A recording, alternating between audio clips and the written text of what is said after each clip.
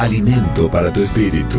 Por el pastor Renzo Espinosa. Jesús dijo: no solo de pan vivirá la gente, sino de toda palabra que sale de la boca de Dios. Mateo 4, versículo 4. Cuando la fe se vuelve rutina, Dios sigue teniendo una respuesta: su palabra y su espíritu. Bienvenido a este camino de renovación. Bitácora de palabra y espíritu. Día 4. Nadie nace 2 veces por voluntad propia. Hay cosas en la vida cristiana que uno puede imitar por un tiempo. Se puede imitar el lenguaje, se puede imitar la costumbre, se puede imitar incluso cierta apariencia de compromiso. Uno puede aprender cuándo decir amén, cómo levantar las manos, cómo hablar de fe, cómo moverse en los ambientes cristianos, cómo explicar ciertas verdades y hasta cómo disciplinarse externamente.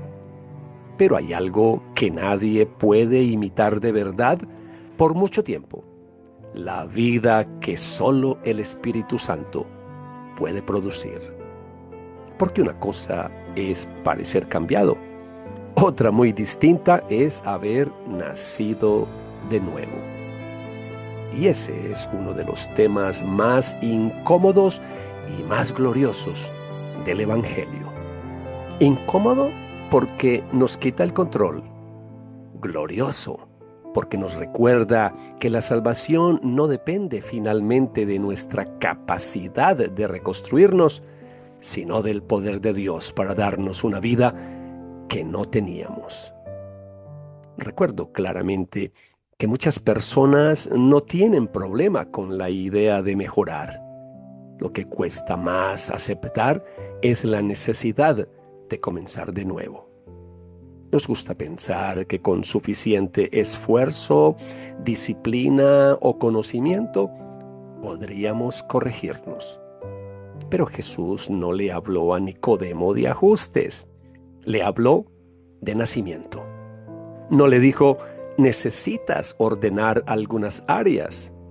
Le dijo: necesitas nacer otra vez.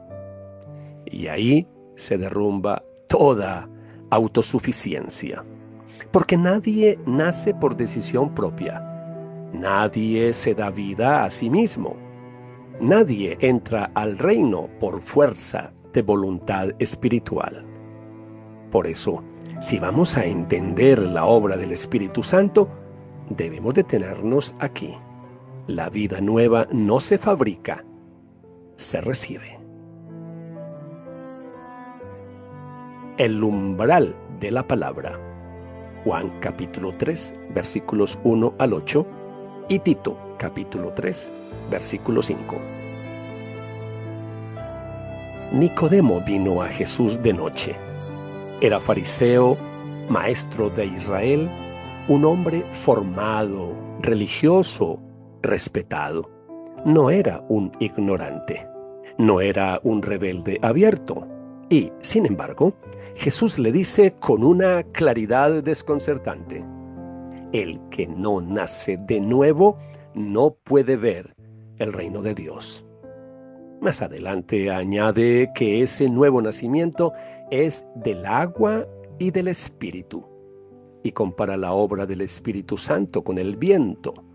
Sopla donde quiere, oyes su sonido, pero no sabes de dónde viene ni a dónde va.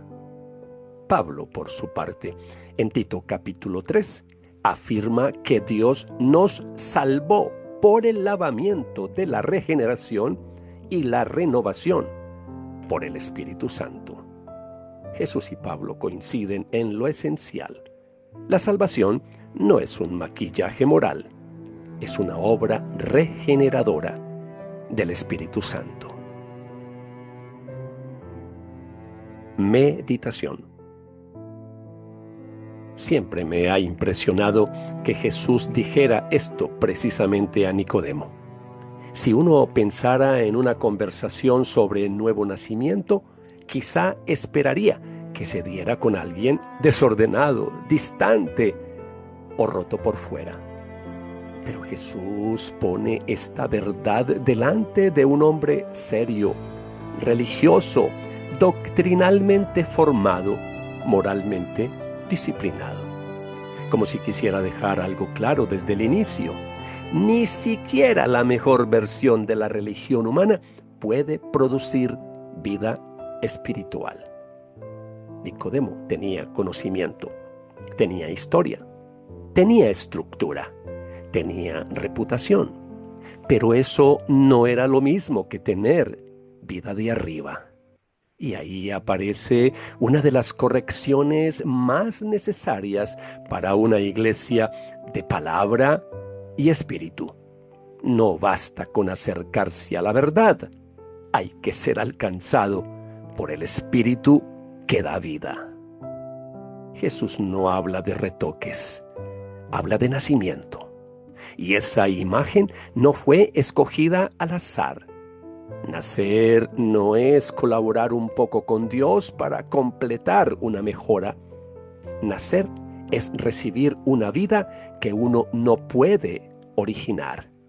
El recién nacido no participa activamente en su propia generación. La vida le llega, le es dada. Eso humilla nuestro orgullo, pero también consuela profundamente. Humilla porque nos dice que no podemos salvarnos a nosotros mismos. No podemos producir arrepentimiento genuino por pura fuerza interior. No podemos crear hambre espiritual real por simple disciplina. No podemos entrar al reino simplemente porque un día decidimos mejorar. El pecado nos ha dañado demasiado para que basten algunos arreglos superficiales. Pero también consuela porque significa que la esperanza del creyente nunca estuvo en su capacidad de reinventarse. La esperanza está en que el Espíritu Santo puede hacer en nosotros lo que nosotros jamás habríamos podido hacer por nuestra cuenta: abrir los ojos, ablandar el corazón, despertar fe, inclinar la voluntad hacia Cristo, impartir vida donde antes había muerte. Por eso Jesús compara la obra del Espíritu Santo con el viento. El viento no se deja encerrar, no obedece a nuestros métodos, no aparece porque lo dominamos. Sopla donde quiere, se percibe su efecto, aunque no se controle su origen ni su destino.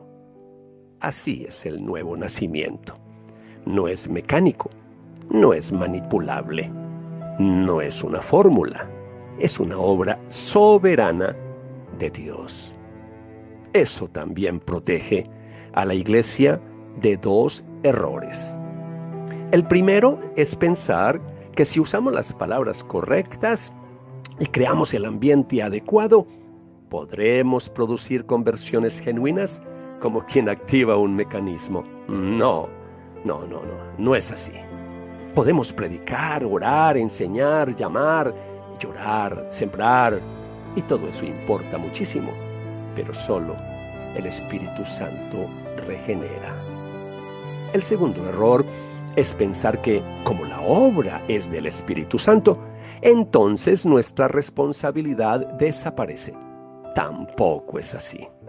Jesús le habló a Nicodemo, le confrontó el corazón, le anunció la necesidad del nuevo nacimiento. La soberanía del Espíritu Santo no cancela la proclamación, la llena de dependencia y de esperanza. En Tito capítulo 3 se dice con una hermosa sencillez: Dios nos salvó, no por obras de justicia que nosotros hubiéramos hecho, sino por su misericordia, por el lavamiento de la regeneración y la renovación por el Espíritu Santo. Ahí está la raíz de toda verdadera vida cristiana. No en lo que logramos, sino en lo que Dios hizo. No en nuestro mérito, sino en su misericordia. No en nuestra capacidad de levantarnos, sino en su poder para hacernos nuevos. Y quizá esta verdad tiene una aplicación muy íntima para muchos hoy.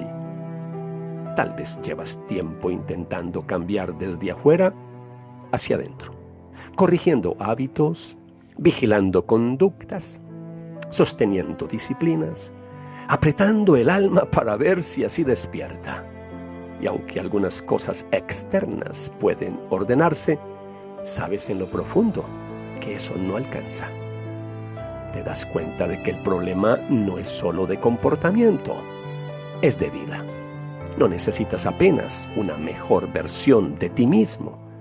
Necesitas que Dios haga en ti algo que solo Él puede hacer. Esa es la buena noticia. El Espíritu Santo no vino solo a mejorar personas, vino a dar vida nueva. Y cuando Él lo hace, algo cambia en la raíz. No de forma perfecta e inmediata en cada aspecto, pero sí real. La relación con el pecado cambia. La mirada sobre Cristo cambia. El apetito del alma cambia. La dirección de la vida cambia. Aparece una nueva inclinación, un nuevo clamor, una nueva sensibilidad. No porque el creyente ya no luche, sino porque ya no está muerto. Ahora respira, ahora responde, ahora hay vida. Eso es el nuevo nacimiento. No una versión religiosa más pulida, no una emoción pasajera, no un entusiasmo prestado.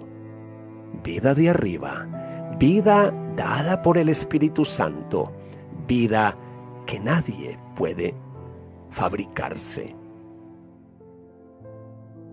El susurro del Espíritu. ¿Has estado intentando cambiar solo desde la fuerza de voluntad, cuando en realidad necesitas rendirte a la obra profunda del Espíritu Santo? ¿Qué señales de vida nueva ha ido produciendo Dios en ti que antes no estaban allí? Oración de peregrino. Señor, líbrame de conformarme con apariencias de cambio cuando tú ofreces vida nueva. Donde todavía hay dureza, sopla. Donde todavía hay orgullo, quebranta.